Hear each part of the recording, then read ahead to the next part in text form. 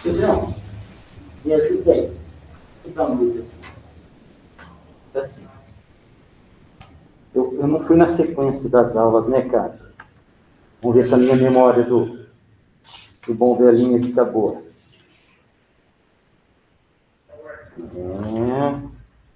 Eu acho que eu tenho que fazer aula 2 com vocês da Química A. Confere? Beleza. Vamos dar início a ela. Para quê? O pessoal consegue ouvir? Não tem ninguém lá para dar um feedback? Mas vamos lá. Vamos que vamos. Cansado, Pedrão? Vitória. Oi? Ô, Vitória, desculpa. Pedro é o... Tem mais de um Pedro aqui, né? Mas eu sei, desculpa. Cansado? Tá. Eu só vou pedir uma coisa para você. Não chega com essa estafa, não. Tem um efeito psicológico. Dá uma relaxada, cara. Tá legal? Dá uma relaxada, tira um dia aí, deleta. Tá bom? Você gosta de videogame? Não, tá? Sábado eu não vou fazer nada. Dá uma descansadinha, tá bom? Você precisa.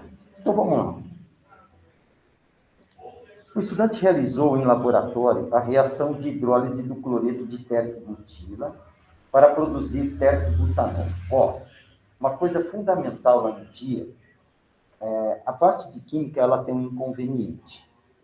Você coloca a linguagem corrente, palavras, para retratar uma reação. E aí depois você vai ter que converter isso. Então, quando ele quiser a reação, leia atentamente, porque normalmente ele vai te dando passo a passo o que ele fez. Tá legal? Então, ele falou o seguinte, ó. O estudante realizou em laboratório a reação de hidrólise do cloreto de terc-butila. Olha o cloreto de terc-butila lá embaixo, Vitória. Beleza? Para produzir terc-butanol. Beleza. Então, na verdade, o que ele fez? Ele tira o Cl e coloca o que lá no lugar dele? O OH. Ficou claro isso? Mas como se deu isso? Através da quebra da molécula de água. Por isso que se chama o quê? Hidrólise. Tá bom? Aí ele falou o seguinte, para tal, fez o seguinte procedimento. Adicionou 1 ml do cloreto de terc-butila a uma solução contendo 60% de acetona e 40% de água em volume. Tá? Acrescentou ainda algumas gotas de um indicador universal, mistura de indicadores ácido-base. Ao longo da reação, o estudante observou a mudança de cor. Inicialmente, a solução estava esverdeada, tornou-se amarela e, finalmente, laranja. Beleza. Ele pede para completar a reação. Então, deixa eu colocar aqui, que eu não coloquei. Aula 2. Química A. Página 7.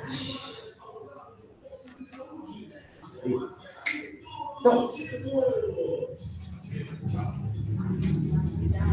3 vezes se tem água, bem facinho. Então, pega o cloreto de terc-butila.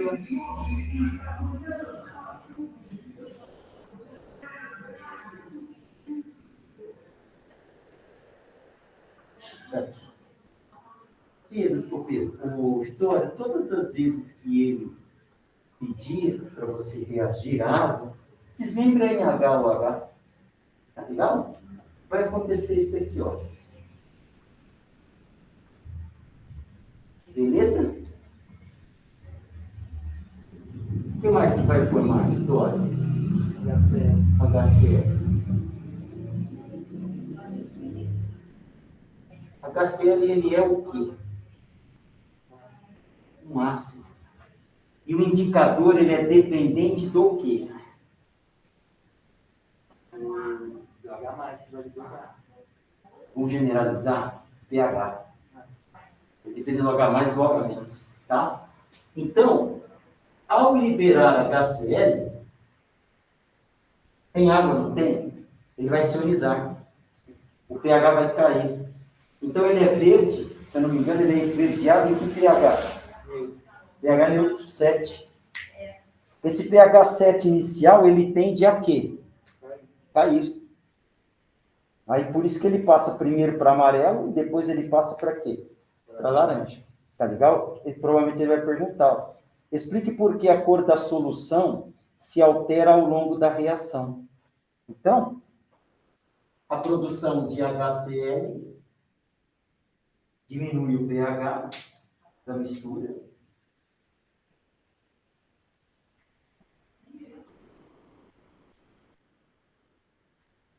A produção de HCl provoca a diminuição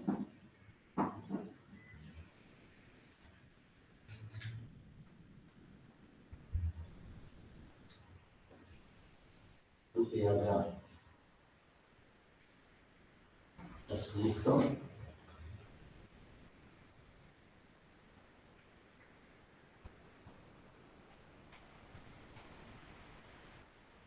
Fazendo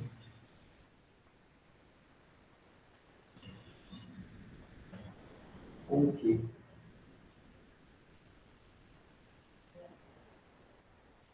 tenhamos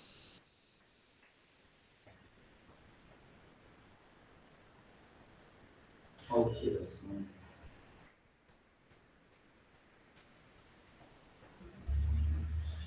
nas cores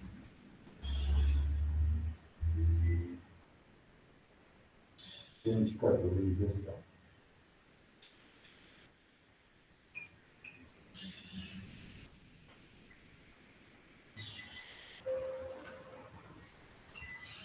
Aí você acrescenta, né? Inicialmente esverdeado, passa para... mas ele fala no texto, né? Acho que ele falou. Esverdeado, tornando-se perfeito. Nem precisa. Vamos passar para a perguntinha C. Uma coisa importante, lembre-se disso. A pergunta B, ela termina no final do primeiro parágrafo. Ali, ó, explique por que a cor da solução se altera ao longo da reação. Esse próximo parágrafo, ele é AC. Os caras são loucos, né?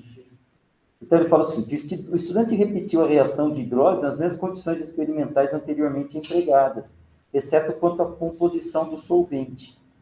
Nesse novo experimento, o cloreto de terquibutila foi solubilizado em uma mistura contendo 70% de acetona e 30% de água.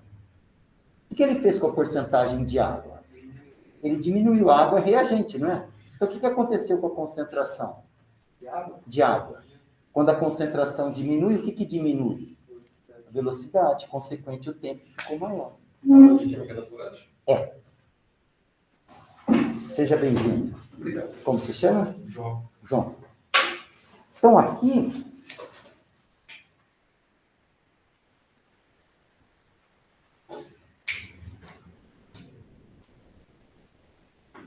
o tempo diminuiu.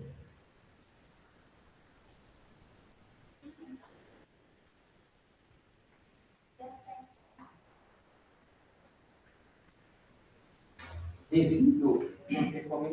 Ou, quem diminui foi a velocidade, né? É o que você falou. O tempo aumentou. Obrigado. Estou fazendo a prova. O tempo aumentou devido uma frase aqui, não tem? A diminuição. Tem, né? A diminuição da concentração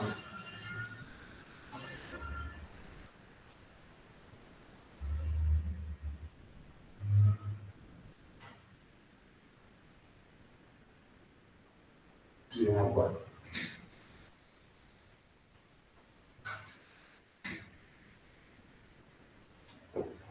Quanto menor a concentração do reagente, menor a velocidade. Ele saiu de 40% para 30%. Tá legal? Questão tranquila, né? Questãozinha aqui eu acho que não teria problema,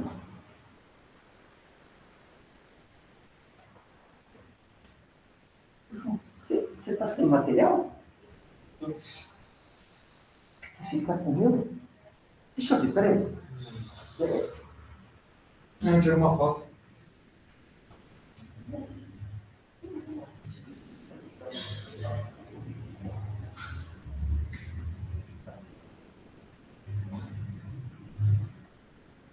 Quer tirar uma foto? Ô, Leite, ele tirou uma foto. Não precisa. Para você ver que ainda tem lá material? Não. Você quer que eu imprima no PDF para você acompanhar? Pessoal, Eu tirei uma foto. vale. Pessoal, não.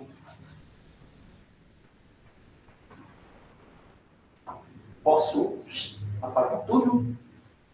Nasceu, não preciso especificar que diminuiu, porque mudou a concentração do reagente. Ah, você pode acrescentar. Você pode falar que a diminuição foi porque passou de 40% para 30%. Mas assim não tem problema. Tranquilo.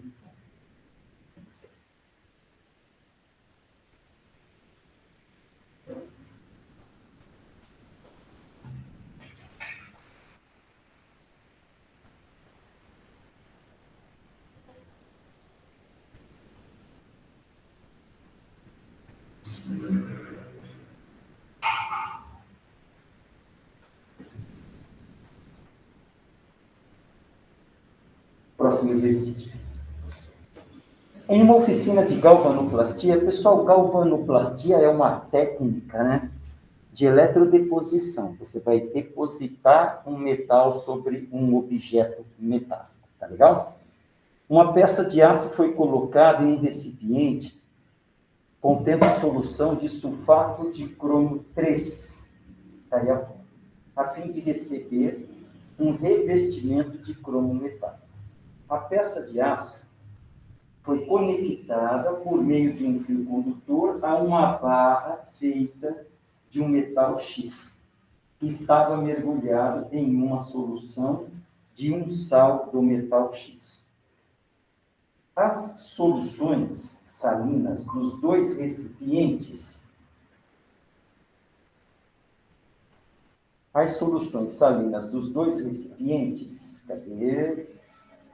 foram conectados por meio de uma ponte salina. Após algum tempo, observou-se que uma camada de cromo metálico se depositou sobre a peça de aço e que a barra do metal X foi parcialmente corroída. Tá? Ele fez uma pilha aqui, moçada. Ele não fez uma eletrólise, pelo esquema que ele fala. Tá? Então, eu vou colocar o desenho aqui para nós discutirmos tudo aqui. Ó. Então, ele fez assim. Ó. Ele fala que ele pega um objeto de aço. Tá legal? Então, vamos lá.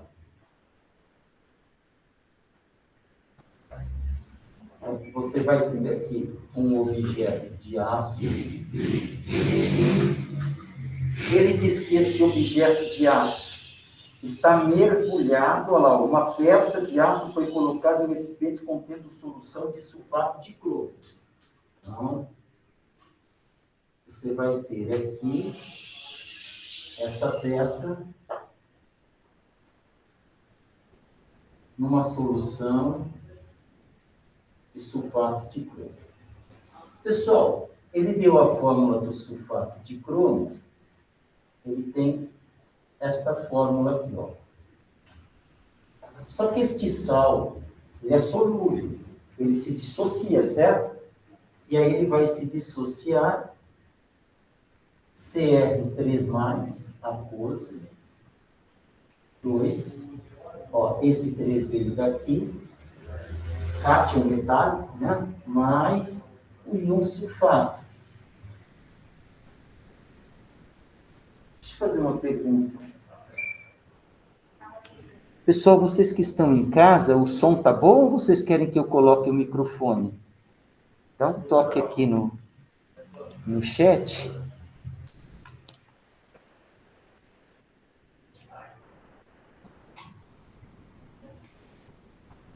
Beleza.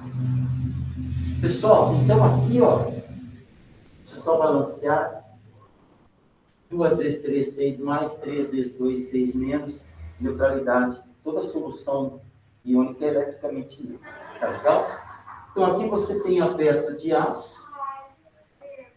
Tá joia? Um objeto de aço. Aço é uma liga metálica de ferro e carbono. E aí ele diz que lá no outro compartimento, você tem uma barra de um metal X. Você tem uma barra de metal X.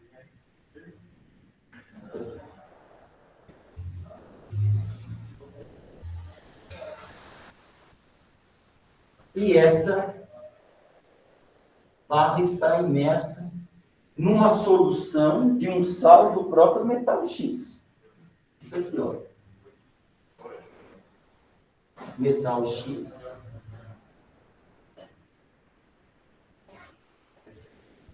Então, aqui dentro, você vai ter Cr3+, aquoso, e você vai ter SO4, 2- aquoso.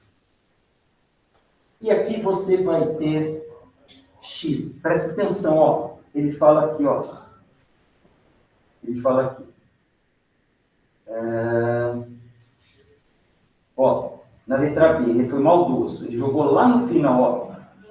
O responsável pela oficina não sabia qual era o metal X, mas sabia que podia ser magnésio, zinco ou manganês, que formam íons divalentes. Então, qual é a carga do metal X em solução aquosa, pessoal? 2+. O ânion, não sei, tá? Você pode colocar aqui um ânion que você quiser, eu não sei, deixa eu ver. Soluções aquosas. Uma solução de um sal, ele não falou. Então, aqui você vai ter um ânion qualquer. Vou pôr um ânion 2- aqui, um A, 2-. Bom, gente, esses objetos metálicos, eles precisam estar conectados. Tudo bem? Tem que ter conexão entre eles. Vocês têm noção do porquê que tem que ter conexão entre eles? Passagem de elétrons. E o que mais tem que ter conexão? As soluções. Ou por ponte salina, fala Marcelão, ou por ponte salina ou por placa porosa. Tá legal? Ou um ou outro. Então aqui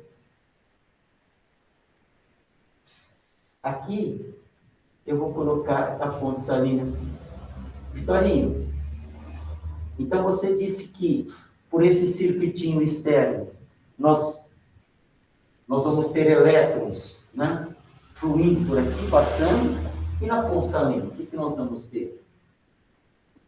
Íons. Nós vamos ter um fluxo de íons. Então, pelo circuito externo, a gente tem um fluxo de elétrons, e pela ponte salina, nós vamos ter um fluxo de íons. Normalmente, gente, não precisa saber disso. Só vou colocar aqui para a gente ampliar a discussão. Normalmente, em ponte salina, usa-se KCl, cloreto de potássio. Tá legal? Então, tá. Bom. Ó, ele falou o seguinte. As soluções dos dois recipientes foram conectadas por meio tal. Após algum tempo, observou-se que a camada de cobre metálico se depositou sobre a peça de aço. Depositou o cromo aqui, ó. Esse cromo 3+, se colidiu, né, na superfície da peça e recebeu 3 elétrons. De onde vieram esses 3 elétrons? Este metal X.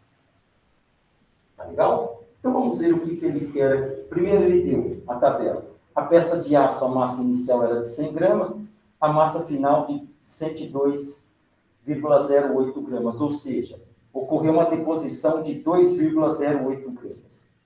A barra de metal X, inicialmente 100 gramas, após a eletrodeposição, ela passou a ter uma massa de 96,7, uma perda de 3,3 gramas. Pergunta A. Então, o que ele pergunta aqui em A? Escreva a semi-reação química que representa, escreva a equação química que representa a semi-reação de redução que ocorreu. Então, quem que sofreu redução, pessoal? O íon cromo. Então, como que fica? Cr3+, apose, mais 3 elétrons, transformando-se em Cl0 só. Onde que esse cara está? Em solução. O potássio vai reagir com sulfato? O potássio não fica solúvel. Ele vai neutralizar a carga do sulfato. Mantém o equilíbrio de carga. Só tem um detalhe. Ó, para cada cromo ou cromo, tanto faz, para cada cromo que sai da solução, são necessários 3 camadas para manter a neutralidade. Tá legal? São necessários, a proporção é 1 para 3. Tá? Então, ó, para cá vai migrar o K+. Por isso que se chama cátodo. Vocês sabiam disso? Porque atrai o cátion. É por isso. Tá bom? Então, esse K vindo para cá, só chama de cátodo, ele atrai o cátion. Tá legal? Então, esse é o cátodo da eletrólise. Então, tá aí. Letra B. O responsável pela oficina não sabia qual era o metal X, mas sabia que podia ser magnésio, zinco ou manganês, que formam íons divalentes em soluções nas condições do experimento. Determine, mostrando os cálculos necessários, qual desses 3 é o metal X. Então, vamos lá. Letra B. Ó, presta atenção. Eu vou falando o que eu vou fazer e depois eu venho repetir. Eu preciso saber quantos mols de elétrons, tá, fluíram, tá joia? Se movimentaram pelo circuito. E como que eu consigo? Por essa reação aqui. Tá certo? Então, através dessa reação, eu consigo determinar quantos mols de elétrons circularam pelo sistema. Por quê? A quantidade de mol de elétron envolvido no processo de deposição do cromo é a mesma, tá joia? Envolvida no processo de dissolução da barra. É a mesma quantidade. Mas como que a gente consegue determinar isso? Vamos lá. Quanto vale cada mol de cromo? 52 gramas. Não é isso? Mas para você depositar 52 gramas de cromo sobre uma peça, são necessários quantos mols de elétrons? 3 mol de elétrons.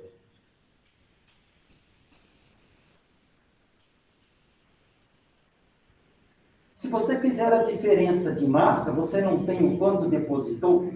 Quanto que depositou? 2,08 gramas. Isso daqui vai me dar o número de mol de elétron que circulou pelo sistema. 0,12 mol.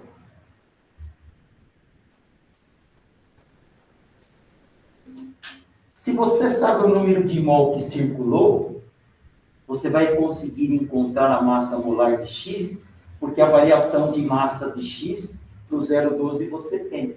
Você encontra para 2 mol de elétron. Por quê? Ele não disse que X é bivalente? Então, este X0 aqui, ó, este X0 aqui, o metal, vai se oxidar. Ao se oxidar, transforma-se em X aquoso mais 2 mol de elétron. Então, agora eu faço o seguinte. Aqui você vai ter a massa para 2 mol de elétron. Essa massa para 2 mol de elétron não é exatamente a massa de 1 mol? Aí eu consigo descobrir quem é o metal. Por quê? Porque quanto foi a variação de massa do metal X? 3,3 gramas. Para qual quantidade de elétron?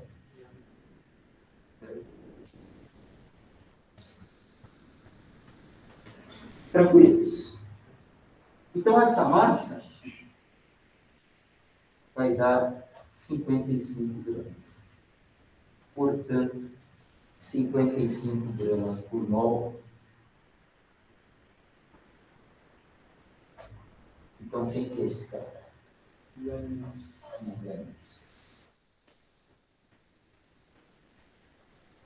Olha que interessante. O X0, ao se transformar em X2, ele não vai para a solução aquosa. Quem da ponte salina vai neutralizar? Cloro. 2 cloros. Para cada X2 mais. Por isso chama ânion.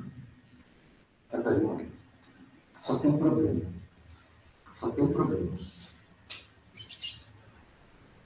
A polaridade desse eletrodo é negativa. Porque o Cl- ele é negativo. Tá? Aí você fala assim, então aqui é positivo. Não. Quem ficou positivo, que foi a solução, não a barra. Tá? Só toma cuidado com isso. Bom? Sim. O que é a eletrólise ao contrário? Pobres. Ácido e o negativo lá, né? Porque é o seguinte, você chama o eletrodo não pela polaridade, e sim por quem ele pelo que ele atrai. Então, por que aqui se chama atraitátil? Tá legal? Então, pessoal, lá na eletrólise, você tem um polo negativo. Aí você tem um polo positivo, da pilha, da bateria, do gerador. Tudo que você liga num polo negativo, fica negativo. Então, ele vai atrair o positivo, que no caso seria um cátion, para reduzir esse cátion. Tá legal? Então, onde que ocorre a redução? No cátion. Então, você dá nome pelo processo que ocorre, pela espécie que ele atrai. Tá legal? Então, sempre que for redução, é cátion. A próxima é bem tranquila. Bom, apagar tudo.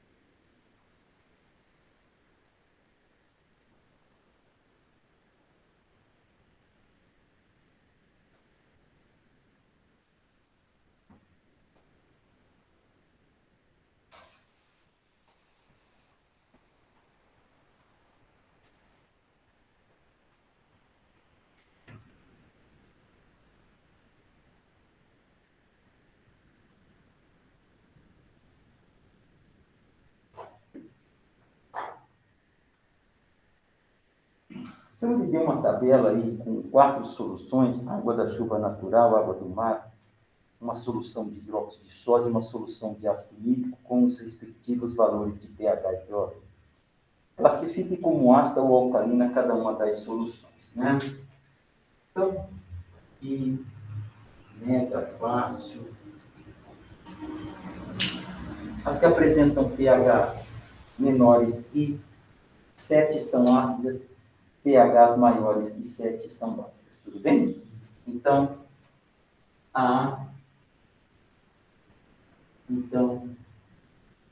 aspas são elas. Água da chuva. Vou perguntar para vocês por que a água da chuva fica ligeiramente ácida. Vocês saberiam explicar? Óxido nitroso. Oi? Poluição. Qual gás? Óxido nitroso. Tem um mais importante, vocês não falam? Gás carbônico. É porque aí você pensa em ambiente poluído. Eu posso ter uma chuva ácida em ambiente não poluído. CO2. Forma ácido carbônico. E aí ele se ioniza em bicarbonato. Porque a constante de ionização do ácido carbônico, o ácido carbônico é fraco, tá? Ele tem 2 Hs. E a segunda ionização ela é muito difícil em relação ao primeiro. Como ele já é um ácido fraco, a segunda ionização praticamente não ocorre muito pouco, então o H proveniente dela é expressivo. Água chuva normal.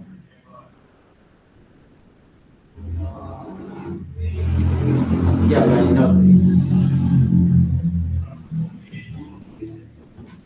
Soluções básicas.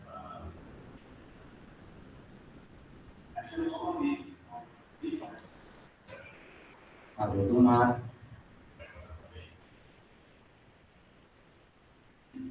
NaOH. Letra B. Considere que foi acrescentada água em amostras de 100 ml de ácido nítrico, 0,1 mol por litro, e 100 ml de solução aquosa de NaOH, 0,1 mol por litro, até que o volume de cada amostra completasse 1 litro. Calcule o pH da solução de HNO3 e o pOH da solução de NaOH. Moçada, ele fez uma diluição. Vocês enxergam? Acrescentou água. Vocês usam fórmula para diluição ou não? Não usam fórmula? Então vou fazer sem. Beleza? Não. A fórmula é M1V1, M2V2. Tá? Mas eu vou fazer sem fórmula. Não, eu uso essa assim, é a única que eu uso. Você usa essa formulinha, M1V1? Pedrão, você também usa? Ô, João? Esse é o nome do Pedro na minha cabeça. Você usa essa fórmula também? Então, vamos usar por aqui, ó. Para Pedro é minha família inteira. Meu pai, meu irmão, sobrinho. Para o HNO3. Então, MI, VI, MF, VF. O MI é 0,1, o VI é 100, MF é o que eu quero, presta atenção. Ele colocou 1 litro de água ou completou a 1 litro? É diferente. Então aqui eu vou colocar, moçada, vou pôr 1000 ml, só um minutinho, ó. Eu coloquei aqui em ml, eu vou padronizar aqui, tá bom? Ele diluiu 10 vezes, vocês concordam comigo? A concentração final, 0,01 mol por litro de HNO3.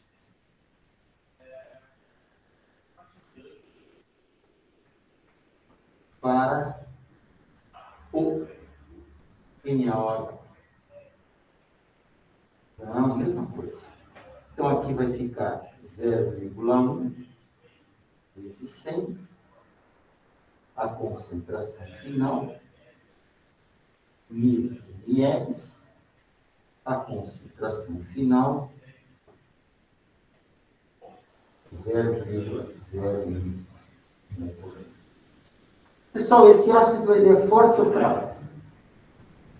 Ácido nítrico. Forte. 3 menos 2, lembram-se disso? Quando essa diferença der 2 ou 3 é forte. Quando um ácido é forte, nós consideramos que o seu grau de ionização é quanto? 100%. 100% ionizado. Não é, mas a gente considera. Essa base é forte ou fraca? Fortíssima. Quanto vale o alfa dela também? 100%. Então, eu vou considerar 100% de ionização do ácido, dissociação da base. Então, aqui, você vai ter HNO3 aquoso, ionizando-se em H+, mais NO3 menos. A proporção é 1:1, 0,1, 0,1. Então, a concentração de H+ é 0,01 mol por litro.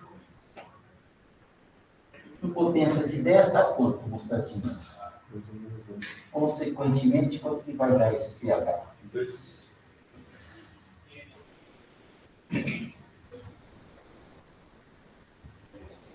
NaOH, aquoso. Na+,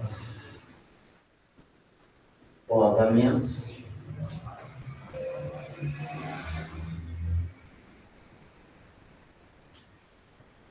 A proporção também é 1:1. Aqui você só tinha que tomar cuidado com isso, né? Agora você não encontra o pH. O que você encontra? pH. O pOH. Quanto que dá esse pOH? 2 também. O pH desse. Simples, né? Então,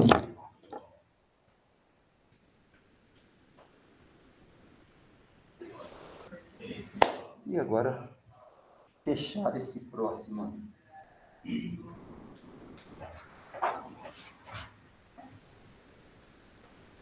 Vitória e João, posso apagar aqui?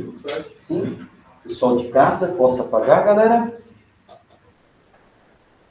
Pedrão, Gabriela. Não, saíram. Não estão mais, não.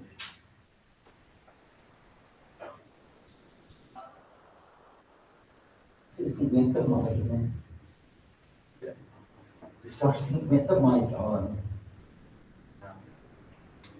Ah, mas é bom. Vocês vão passar, as férias serão mais prolongadas. É? É, certeza. Conheço. Certeza absoluta.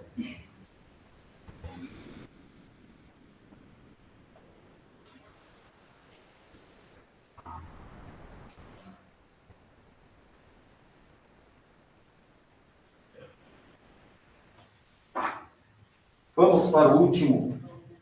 Considere 2 soluções aquosas. Uma de soro fisiológico, cloreto de sódio, e outra de soro glicosado, glicose a 5%. Qual dessas soluções é melhor condutora elétrica? Fácil. Qual, gente? Cloreto de sódio. Por quê?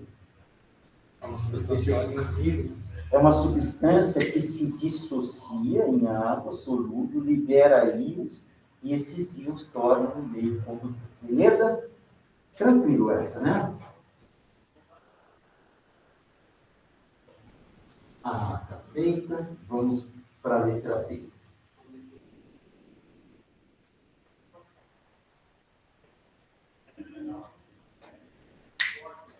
Uma perguntinha, João. Você falou que o NaCl é iônico, né?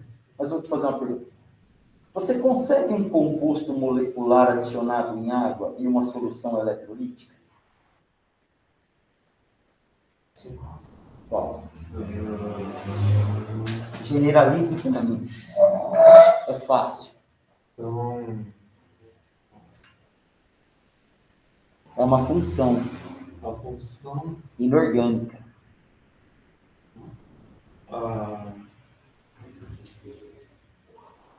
Lembra?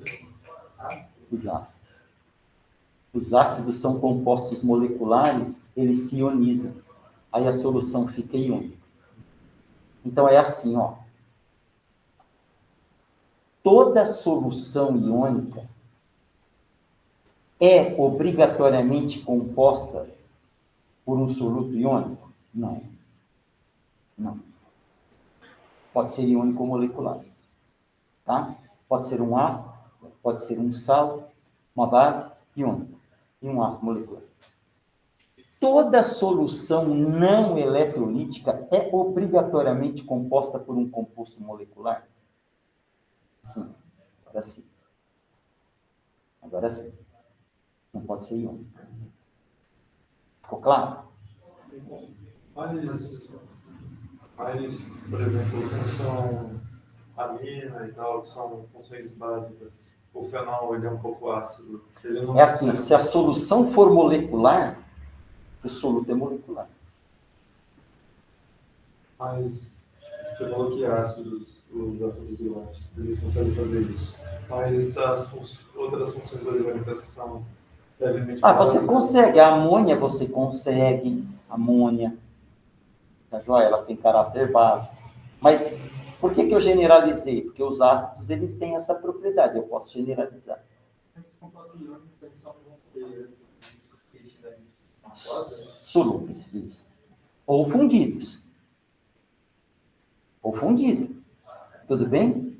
Composto iônico fundido é condutor. Então, o composto iônico é assim, ó. É assim, bem lembrado. Eu tenho 3 tipos de compostos: iônico, molecular e metálico. Metálico não se dissolve em água, mas ele conduz tanto no estado sólido quanto no estado líquido. Beleza? Então, se você tem um composto que conduz sólido e líquido, é metálico. Se você tem um composto que não conduz nem sólido e nem líquido, é molecular. Mas pode conduzir em água se for ácido. Está claro isso? Se você tem um composto que não conduz sólido, mas conduz líquido, é iônico. Mas ele pode ser ou não, tá, condutor em água, porque depende se ele é solúvel ou não. Tá joia? Porque cloreto de prata não é solúvel. Vai pôr em água, você não vai fazer uma solução. A dúvida é sobre funções orgânicas. Sim. As funções orgânicas que são ácidas ou básicas. Vamos lá. As funções orgânicas ácidas. Ácidos carboxílicos. E assim, quanto menor o número de carbono, mais forte. Então, metanóico, etanóico, propanóico, butanóico, você vem diminuindo a força. Beleza? Mas elas também são condutoras, certamente. Sim, mais fracos. Porque os ácidos carboxílicos, eles são ácidos fracos. Mas as funções básicas também. As funções básicas, as aminas, só. O fenol é... Fenol é ácido. É. Fenol é ácido. Ele se ioniza. Fenol e ácido carboxílico tem caráter ácido. Só que o ácido carboxílico é mais forte, se ioniza mais. Quais são as bases solúveis em água? As do grupo 1A todas, Mais 2A, né? do 2A do cálcio para baixo. Cálcio, estrôncio, bário, magnésio. No entanto, você toma suspensão de leite de magnésio, Vitória. Você não toma uma solução. Você já viu o leite de magnésio? Ele é Brasil, é uma suspensão, tem baixa solubilidade. São alguns miligramas por litro, se eu não me engano. É muito baixo. Você pega hidróxido de sódio, são... Eu vou falar assim, eu acho que deve ser coisa mais de 1 quilo de solubilidade. Por isso que os hidróxidos, eles têm solúveis, parcialmente solúveis e praticamente insolúveis. Quando fala de uma substância, a solubilidade infinita, é literalmente infinita ou não exagero?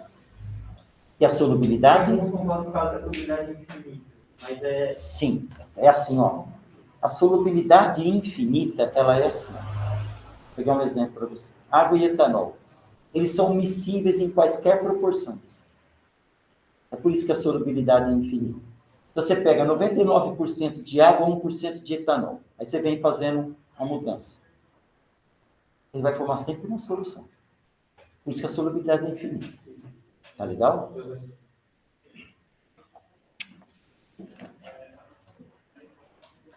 Determine a quantidade em mol de molécula de glicose presente no 100 ml de soro e a quantidade total de íons Na+, de C elementos presentes em 100 ml. Então, em 100 ml de soro,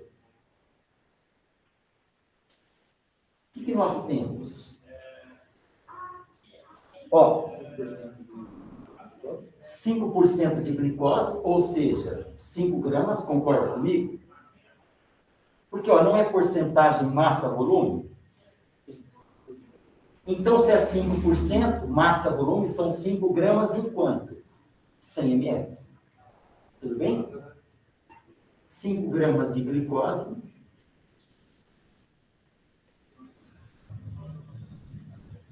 E 0,9 gramas de NaCl. Você se lembra da massa molar da glicose? 180. 10 vezes a água. 10 vezes a água. Perfeito. 180 gramas. Não tem aí, mas deveria ter, tá? Ou estava lá na tabela periódica. O NaCl, ele é 58,5 gramas. Então, o número de mol de glicose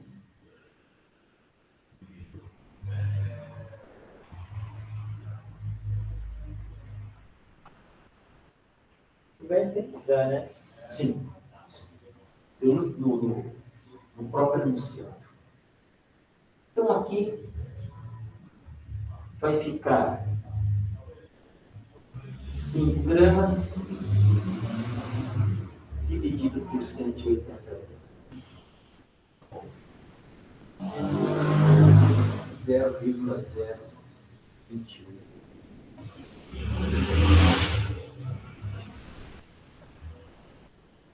O número de mol total de íons.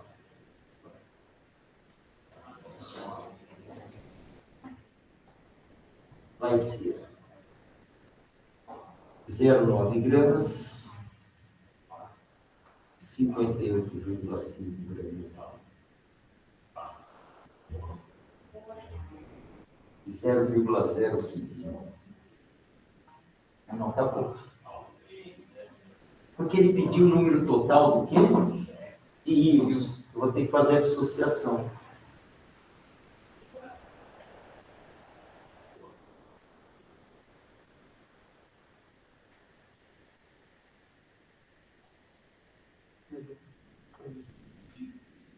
Vai dar 0,30, certo? Sim. 0,0. 0,030, perfeito. 0,015.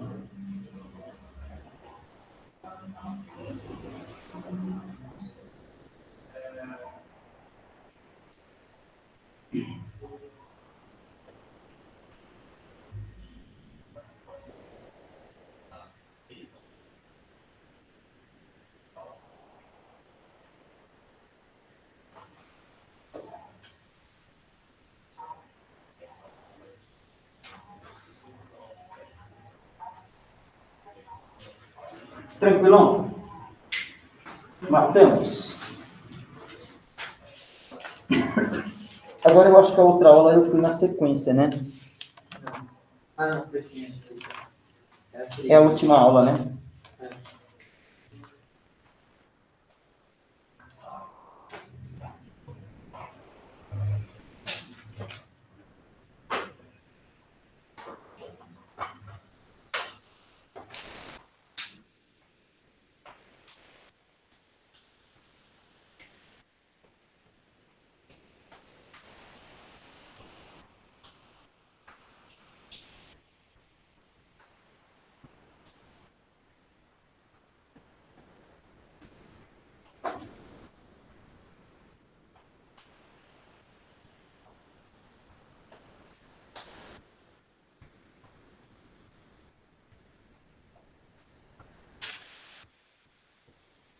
Exercício. Já faz parte do folclore brasileiro alguém pedir um prato quente na Bahia e se dar mal. Se você come algo muito picante, sensação provocada pela presença de capsaicina, fórmula estrutural mostrada a seguir no alimento, logo toma algum líquido para diminuir essa sensação. No entanto, nem sempre isso adianta, pois logo em seguida você passa a sentir o mesmo ardor. Então está aí a capsaicina. Toninho, olha bem para essa estrutura. Você acha que essa estrutura ela é hidrossolúvel ou lipossolúvel?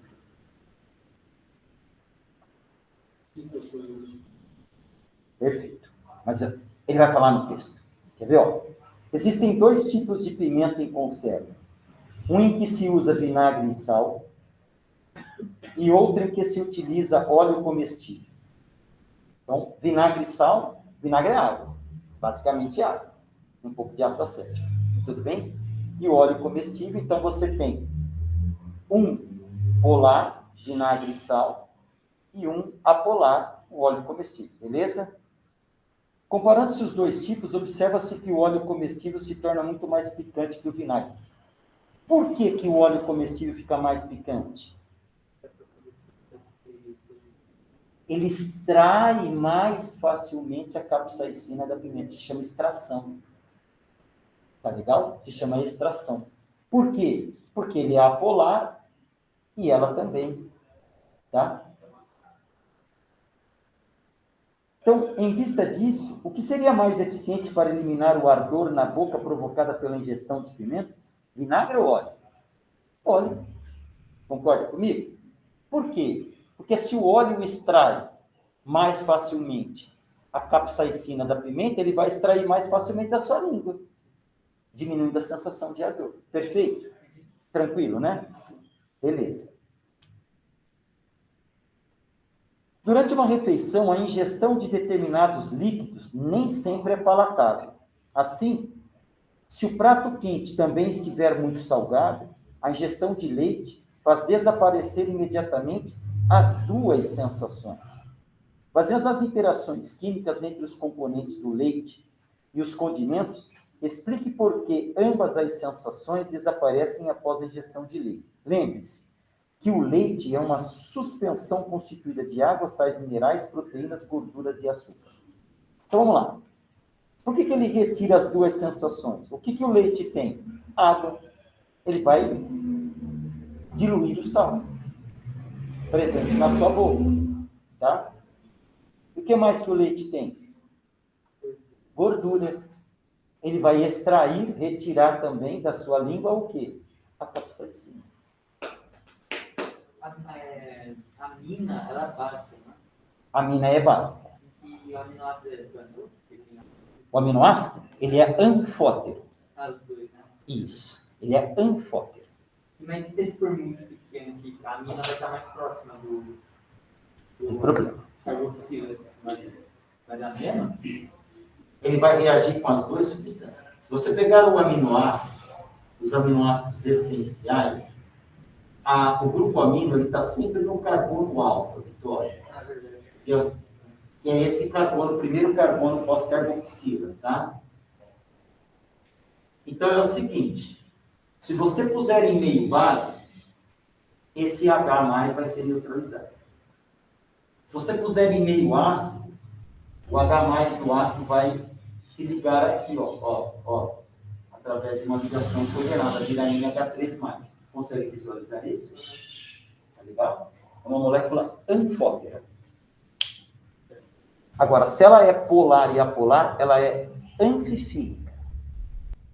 E tem aminoácido que tem amina no radical? Tem.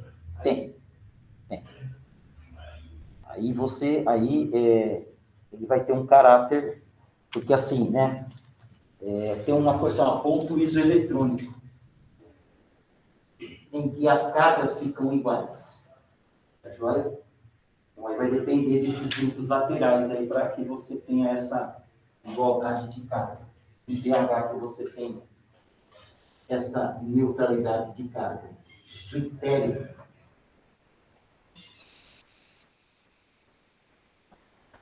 Tranquilaço? Sem problemas? Vamos para o 2? 2 recipientes idênticos contendo palha de aço e outro bicarbonato de sódio foram pesados. Ambos apresentaram o mesmo valor de massa X, conforme mostram as figuras. Na sequência, foram realizados 2 experimentos. Experimento 1. A palha de aço foi retirada do recipiente e submetida à combustão na chama do bico de Bunsen. O produto da reação foi retornado ao recipiente de origem, que, colocado na balança, apresentou o valor de massa Y. Presta atenção. Quando você queima a palha de aço, o oxigênio do ar reage com o ferro, oxidando e formando o FeO sólido. Esse FeO sólido, ele fica grudado na superfície, a massa aumenta. Você consegue visualizar isso? Então, aí você teve um aumento de massa. Quando você retornar esta palha de aço queimada, ela vai ficar mais pesada que a anterior. O pratinho da palha de aço vai o quê? Descer. E o pratinho X vai o quê? Subir. Consegue visualizar isso? Perfeito? Então, legal. Vamos para o próximo. Experimento 2. O recipiente contendo bicarbonato de sódio foi inserido, aberto, em uma estufa aquecida a 140 graus Celsius, onde permaneceu por 30 minutos. O recipiente contendo o produto da reação foi colocado na balança. Presta atenção. Quando você colocou o produto do aquecimento do bicarbonato de sódio, ele perdeu água e perdeu gás carbônico. Sobrou só Na2CO3. O Na2CO3 ele tem uma massa o que em relação ao NaHCO3 inicial? Menor. Houve uma perda de massa. O gás produzido, os gases produzidos, evoluem para o sistema. Eles deixam o sistema acarretando em uma diminuição de massa. Se você colocar novamente o produto desta reação lá no pratinho, ele fica mais leve, o X vai descer e o pratinho com o produto vai subir. Tranquilo? Fácil, né? Para o experimento 1, faça um esquema da balança de 2 pratos, desenhando no prato esquerdo o recipiente contendo o produto da reação e no prato direito o cubo de massa X, de modo que se possa perceber claramente o desequilíbrio da balança. Então, como que ficaria isso?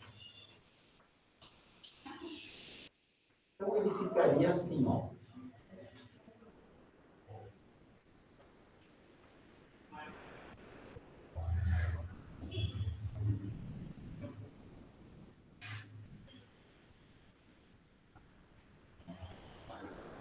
Então, aqui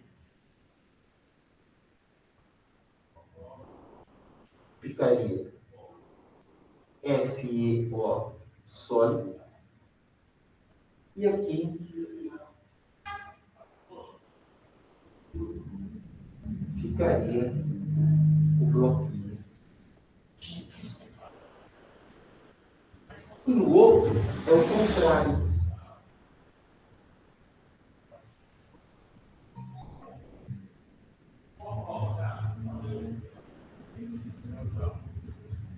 Oh, fiz o mesmo. O outro é o contrário.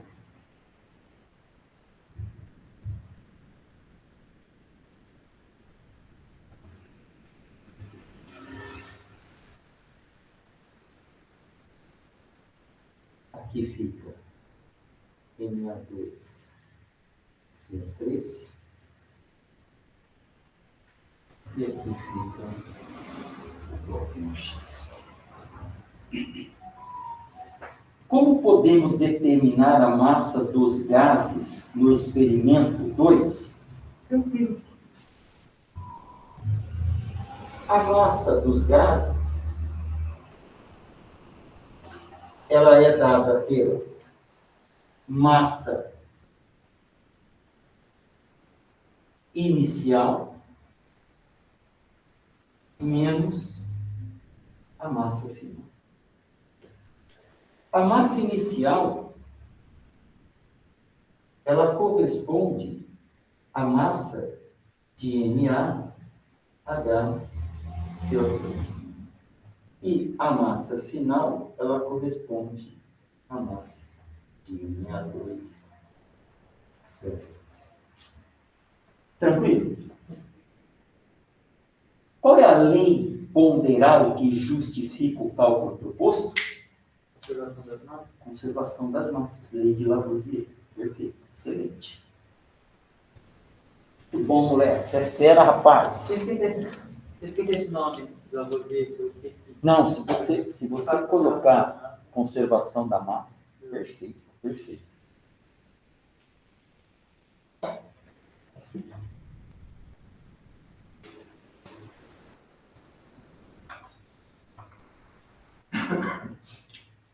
Três. Amanhã vocês têm aula do quê, Toninho? Eu de nada, mas é difícil, né? Ou seja,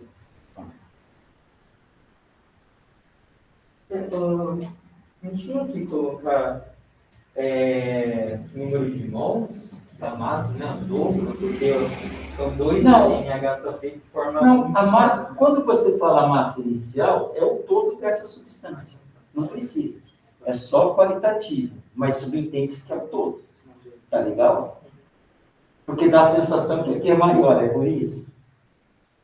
Essa massa aqui, né? Tá? Não, mas pode ficar tranquilo. É a massa inicial daquela substância.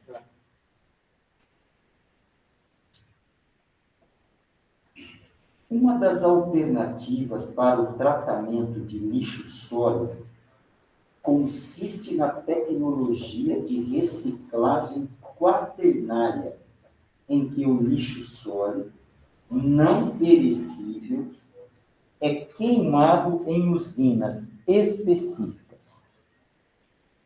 Beleza. Nessas usinas, os resíduos oriundos da queima são retidos e não são emitidos diretamente para o meio ambiente. Um dos sistemas para a retenção da parte gasosa dos resíduos apresenta um filtro que contém uma das seguintes substâncias: Na2CO3, NaOH, CaO, CaCO3. Considere a seguinte afirmação: essa tecnologia apresenta dupla vantagem, porque além de resolver o problema de ocupação do espaço, também gera energia. Responda inicialmente se concorda totalmente, concorda parcialmente ou se discorda totalmente. Não sei por que o totalmente está separado aí, tá?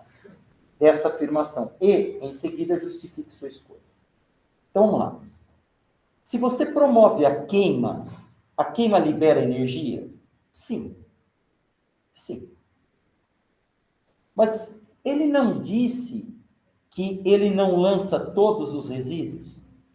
Você não vai ter resíduos sólidos. Quando você queima um sólido, não necessariamente ele vira todo gás. Você pode ter resíduo sólido. E este resíduo sólido, ele vai ocupar espaço. Menos que o anterior, mas vai ocupar. Então, você não resolveu totalmente, você resolveu o quê? Parcialmente. Ficou claro isso? Tá legal? Eu corrigi a redação. Já corrigiu? Já. Beleza. Nós estamos na página 19, João. Fazendo o exercício 3 da Unicamp. Eu vou ler de novo o Vitorino, para ele interagir aqui conosco. Uma das alternativas para o tratamento do lixo sólido... Achou? Página 19. Exercício 3 da Unicamp. Uma das alternativas para o tratamento de lixo sólido consiste na tecnologia de reciclagem quaternária, em que o lixo sólido não perecível é queimado em usinas específicas. Nessas usinas, os resíduos oriundos da queima são retidos e não são emitidos diretamente para o meio ambiente. Um dos sistemas para a retenção da parte gasosa dos resíduos apresenta um filtro que contém uma das seguintes substâncias: Considera a seguinte afirmação. Essa tecnologia apresenta dupla vantagem porque, além de resolver o problema de ocupação de espaço, também gera energia? Responda inicialmente se concorda totalmente, concorda parcialmente, se concorda, discorda totalmente dessa afirmação. E em seguida justifique sua escolha. Eu disse o seguinte aqui, João. Quando você queima um resíduo sólido, tá? Você não gera só gases. Você vai gerar um novo resíduo sólido. Ele vai ocupar menos volume, mas ele vai ocupar. Então, você não resolveu o problema de resíduo sólido. Tá? Mas você resolve o problema de energia, porque libera energia se você está queimando. Então, é parcialmente. Beleza? Agora vamos para a pergunta B. Durante a queima que ocorre no tratamento do lixo, os seguintes gases podem ser liberados. NO2, SO2 e CO2. Exatamente os gases que nós falamos, né? Esses três óxidos, eles são exemplos de óxidos de caráter o quê? Ácidos. Então, escolha um desses gases e indique um filtro adequado para absorvê-lo, dentre as 4 possibilidades apresentadas no enunciado. Qual substância que eu posso escolher? Posso escolher NaOH? Posso, porque é base, reage com óxido ácido. Posso escolher CaO? Posso, porque é um óxido base, ele reage com ácido, com óxido ácido. Então, eu poderia escolher ou NaOH ou CaO. Tudo bem? Quais os óxidos ácidos? Ó, os mais importantes. Do carbono, CO2. CO é neutro. Beleza, Vitorino? CO é neutro, tá? Do enxofre. É CO2 e SO3. Sabe um teste para você diferenciar? Reagir com oxigênio. Esse reage. Esse não. Porque ele está no máximo de oxidação. Tá? Melhor coisa. NO é neutro. N2O também é neutro. Aí tem N2O5, N2O3, mas esses aqui são os mais importantes. Tá legal? E aí ele pediu uma equação. Então, você poderia fazer assim, ó. CaO, sólido, presente no filtro. CO2 gasoso. CaCO3. Ah, lá, vai gerar outro resíduo sólido. Vocês estão vendo? Esse cara vai ocupar espaço. Por isso que é parcial. Você poderia pôr SO2, Ca e SO3. Beleza? Daí você poderia pôr NaOH. Se você puser NaOH, formaria Na2CO3 mais H2O. Beleza? Tranquilos?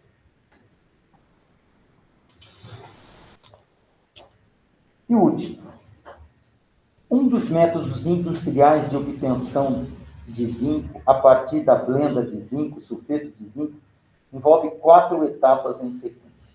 Aquecimento do minério com oxigênio do ar atmosférico, resultando na formação de óxido de zinco e de óxido de enxofre. Tratamento com carvão a alta temperatura do óxido de zinco, resultando na formação de zinco e monóxido de carbono. Resfriamento do zinco formado, que é recolhido no estado líquido. Purificação do zinco por destilação fracionada. Ao final da destilação, o zinco líquido é despejado em moldes nos quais se solidifica. Represente por meio de reações químicas balanceada a primeira etapa do processo. Tranquilo. Assim,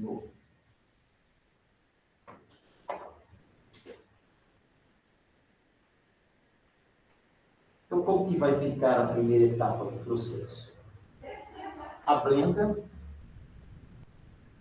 sulfeto de zinco, é um sólido, reage com o oxigênio do ar atmosférico.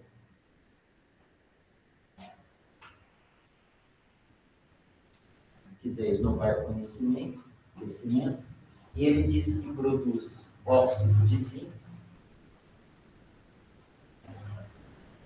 dióxido de enxofre. Está balanceada a reação. Tá?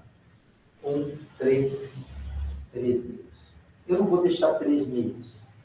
Vou multiplicar tudo por 2.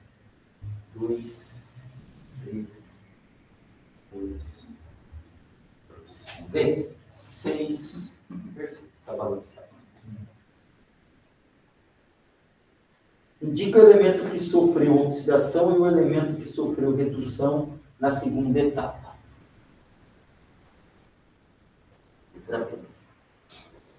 Vamos lá, o que tem na segunda etapa? O óxido de zinco, o ZnO, é tratado com carvão. E ele diz que forma zinco metálico.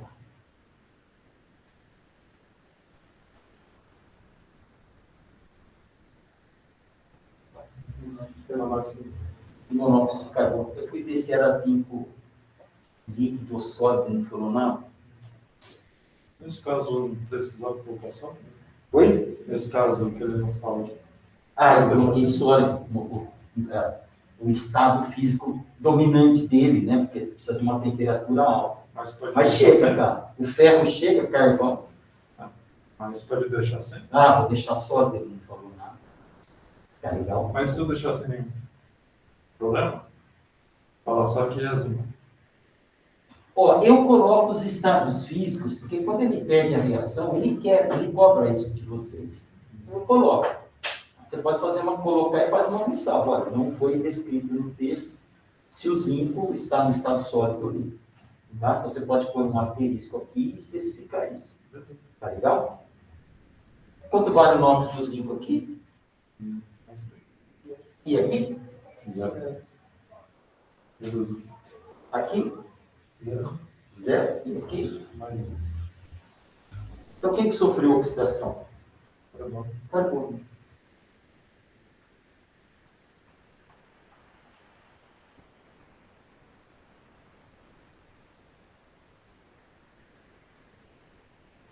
Eu pedi para justificar?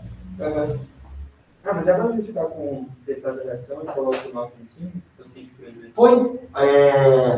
Aumento de inox caracteriza a oxidação.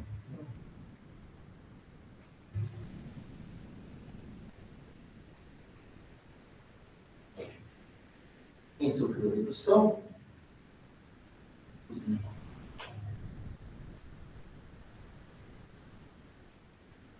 Letra C. Indique para cada mudança de estado físico que ocorre na etapa 4. Na etapa 3 ele fala que é recolhido no estado quando ele resfria. Deixa eu ver. Mas não é sólido, né? Resfriamento do zinco formado. Então aqui, ó, é líquido.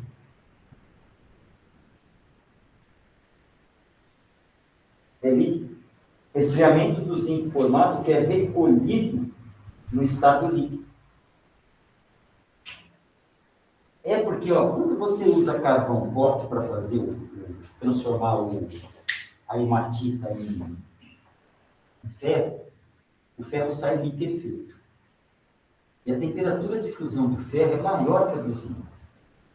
Procure aí, por gentileza. Vocês têm o celular aí? Acho que é 1574 graus. Do zinco? Não. Do ferro é 1200 e pouco.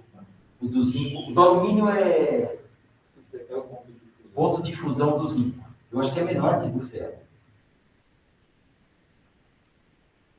419,5. Quanto? 419. Bem menor. Bem menor. Vai sair líquido mesmo. O ferro sai líquido, é 1200 e pouco. Quanto que é do ferro? Então, 1538. quanto? 1538.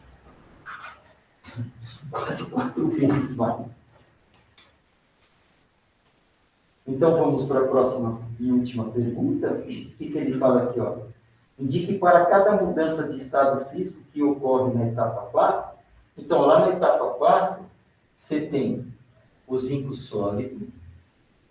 Ele fala o seguinte, esfriamento do zinco formado que é recolhido no estado líquido. Não, vou deixar zinco líquido. Porque eu não sei se esse resfriamento foi suficiente para jogar para sólido, entenderam?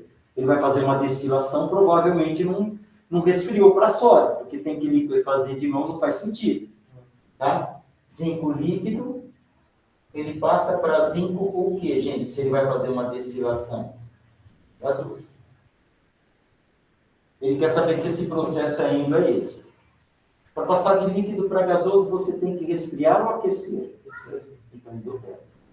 Tudo bem?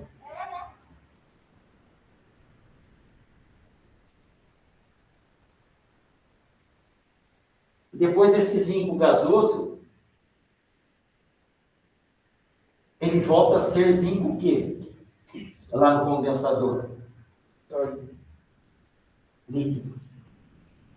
Senão ele entope tudo lá. Tudo bem? Depois que ele vai ser resfriado no molde. Então aqui ele é o quê? Exotérmico. Agora você tem que resfriar. E a última passagem? Exotérmico. De zinco líquido. Trazendo o sódio.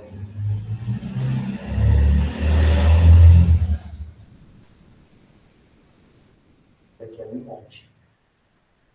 Esse aqui, ó. O inferior do molde.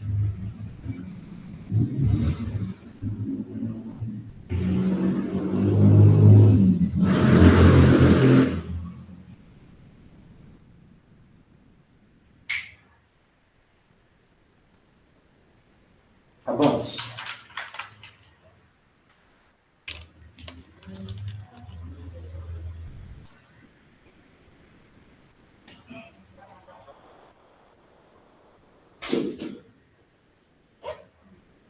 Que eu nem posso falar que eu vou entrar em férias, que eu tenho que fazer um projeto ainda. E as aulas já começam dia 24 de janeiro.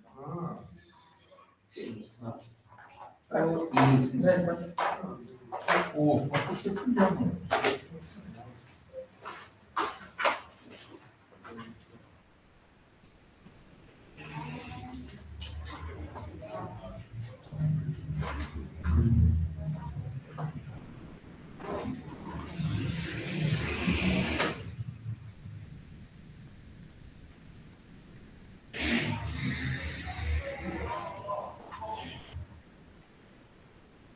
Interromper a gravação aqui.